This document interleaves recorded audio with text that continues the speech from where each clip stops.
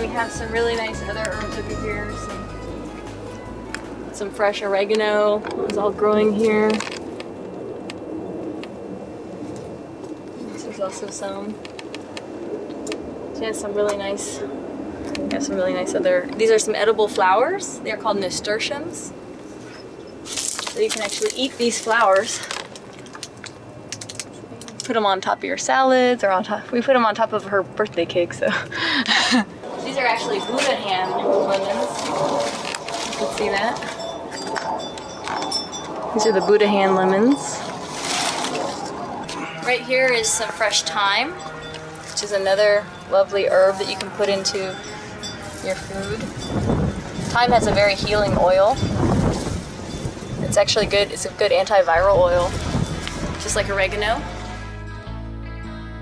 On today's Vegetarianism, the noble way of living, we are excited to be back with a much sought-after eco-green, raw, and living food chef, Dina Knight.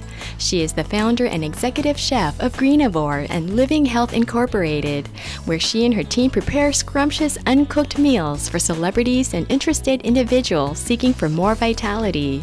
One can say that Chef Dina Knight's specialty rests in advocating plant-based whole foods for optimal health and environmental sustainability. She herself was transformed on this vegan diet, shedding over 115 pounds and slimming off 16 inches from her waistline.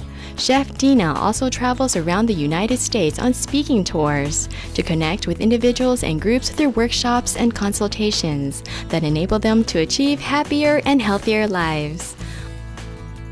On this first of a two-part special, she will speak about the benefits of probiotics and demonstrate how to make sauerkraut. Hi, I'm Chef Dina Knight of Greenivore, and today I'm going to be sharing with you a recipe that will allow you to get these beneficial probiotics or beneficial bacteria into your diet in a way that's inexpensive and tastes delicious. Now for this recipe, all you're really going to need for the very basic recipe is basically some cabbage. Now I have two varieties of cabbage here, both the red cabbage and the green cabbage, and these go beautifully together and create a beautiful color to your sauerkraut, which you'll see at the end. In addition to that, all you really need is some salt. And what I have here is some Himalayan crystal salt. You could also use a high quality sea salt or Celtic sea salt. Those still have the minerals intact, unlike traditional table salt. So what you're going to do is start with your green cabbage, and you're going to want to go ahead and cut it in half. So you're going to need a nice sharp knife. And then inside you can see it has this stem here, so you're going to want to cut that stem out. So what we'll do is we'll go ahead and cut it again in half.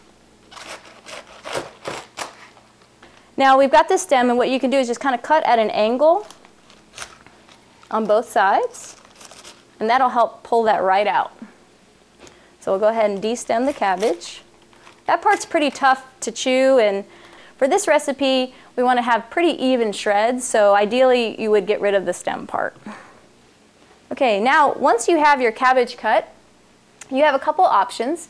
Either you can continue to use your knife, like a good sharp knife, and you could cut this maybe even smaller, or you can just kind of watch your fingers, make a claw-like hand, and cut in thin shreds down the cabbage. Now if you're making a big batch of sauerkraut and you've got 10 cabbages you got to process, this could take a while. So in that case, I would suggest probably using your food processor with the slicing disc on there to make it a lot easier job. So for the food processor, you're going to want to make sure that you cut it into a size that's going to be able to fit into the chute of your food processor. So I'm just going to go ahead and cut these in half. So in addition to using a knife, another option is to actually use your food processor. This is just a Cuisinart, maybe 10-cup food processor, but really you could use any food processor that has a slicing disc. Most of them come with some type of stem, so you just attach your stem to the slicing disc, and then you're going to put it into your food processor. So you're basically going to take your cut up cabbage and you're going to put it inside your food processor's feed chute, and then use your pusher to just push it right through. This will allow you to process a lot of cabbage very quickly.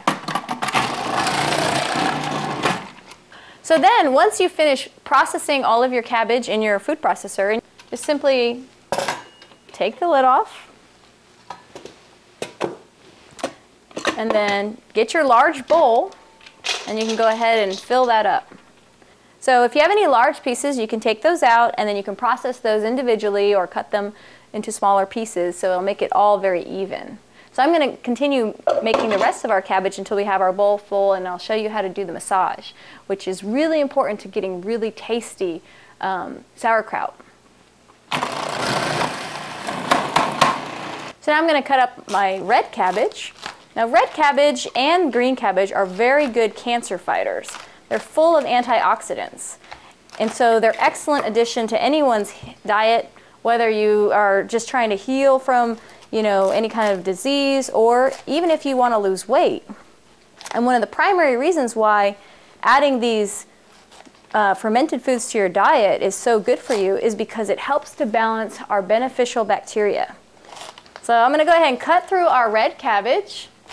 If you have some outer leaves on your cabbage, which I've already reserved our outer leaves from our previous cabbage, is you can save those because they're really helpful when we go to actually create the sauerkraut. So make sure you reserve those before you cut into your cabbage. So we're going to go ahead and process our red cabbage now, or purple cabbage. And then once you have your cabbage finished, then you're going to put it all together in your bowl. It's got a beautiful color. And whenever the red and the green mix together, or the purple and the green mix, you can have this kind of pink sauerkraut that comes out at the very end because of the beautiful purple color in this cabbage. What we're going to need to do is to add salt, and we'll start our massage process. So the next thing that we do after we've got all of the cabbage in the bowl is to get our salt, make sure that we have clean hands, and then we're going to apply the salt over the cabbage. This is optional. If you don't want to do the salt, you don't have to, but it helps to kind of bring out and helps to break down the cell wall of the cabbage, which can be a little bit tough. And it adds a little bit of additional seasonings. In combination with the massage and the salt, for instance, it really makes the cabbage very soft and malleable and really tasty. So I'd recommend, if you don't do that, that maybe you use a little bit of lemon juice or just a tiny bit of salt, and then just work your hands into a deep tissue massage, because that's really the important part.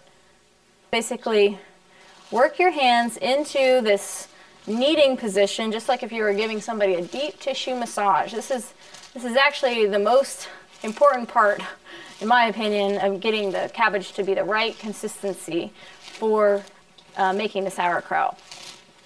And so you're going to continue kneading the cabbage. You're going to watch it shrink down, and it will get softer. It might start to change color a little bit. It'll become more malleable. It won't be so crunchy like it is right now. So this process may take up to a half hour depending on how much cabbage you got, and you may want to do it in batches. To help the process along, you could also add a little bit of water, because basically you're trying to get that water to come out of the cabbage. That will start to form what we call the brine, which is a really important part of making sauerkraut, is creating a liquid base so that the cabbage is covered with that whenever you actually go to set it up into either the crock pot or the jar, which I'll show you in a little bit. Eventually, you'll start getting liquid coming out of it. Can you see that? I mean, that's a lot of liquid that starts coming out of this cabbage. That's why the salt and the massage really helps to break down that cell wall, which will make it more digestible, and which will allow the natural fermentation products that are on the outside of the cabbage leaves to break down the cabbage and the sugars that are in the cabbage into lactic acid, which will allow it to help to generate those good probiotics that we're looking for. So you're just going to keep doing that until it's really nice and soft to your hands. And if you are really short on time, optionally, you could also take some of your cabbage and put it into the food processor, maybe process a little bit of that with your S-blade, and add a bit of water to help with the process. But I've just noticed, like, when you do this deep tissue massage on the cabbage, you get the best tasting sauerkraut. Earth Embracing viewers, thank you for your company today on Vegetarianism, the Noble Way of Living. Please join us Friday for part 2 of Sauerkraut and the Benefits of Probiotics with Chef Dina Knight. May your day be filled with bright rainbows and sweet-smelling flowers. Visit Chef Dina Knight at greenivore.com and elivinghealth.com for more green-going recipes and tips for a healthy life.